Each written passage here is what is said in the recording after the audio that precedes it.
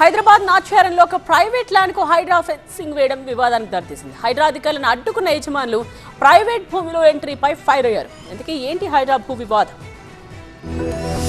హైదరాబాద్ నాచారంలోని ఓ ఖాళీ ల్యాండ్ పై స్థానికులు హైడ్రాకు ఫిర్యాదు చేయడంతో ఫెన్సింగ్ వేసేందుకు వెళ్లారు. కార్తికేయ నగర్ సర్వే నంబర్ 259లో సుమారు 1640 గజాల ప్రైవేటు స్థలానికి హైడ్రా అధికారులు ఇనుప కంచె వేసేందుకు ప్రయత్నించడం వివాదాస్పదమైంది.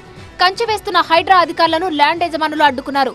ఏ ఆధారాలతో ఫెన్సింగ్ వేస్తున్నారని ప్రశ్నించడంతో జీహెచ్ఎంసీ కమిషనర్ ఆదేశాలు ఇచ్చినట్లు చెప్పడంతో మండిపడ్డారు. ఇది ప్రభుత్వ స్థలం కాదని, తమ కుటుంబానికి చెందినదని, దానికి సంబంధించిన ఆధారాలు చూపించడంతో హైడ్రా అధికారులు షాక్ అయ్యారు. ఫెన్సింగ్ ఏర్పాట్లను నిలిపివేసి వెళ్లిపోయారు. ఈ సందర్భంగా ప్రైవేట్ ల్యాండ్ లో హైడ్రాకు ఏం సంబంధమని భూ యజమానులు ప్రశ్నించారు. తమ పూర్వీకుల కాలం నుంచి సాగు చేసుకుంటున్న భూమి అని, గతంలో ఇక్కడ బావి ఉండేదని తెలిపారు. ఈ భూమికి పట్టా కూడా ఉందని, కుటుంబ సమస్యలతో ఖాళీ ఉంచాల్సి వస్తుందని, అంతేకాని దీనికి స్థానికులు, ప్రభుత్వానికి ఎలాంటి సంబంధం లేదని వెల్లడించారు.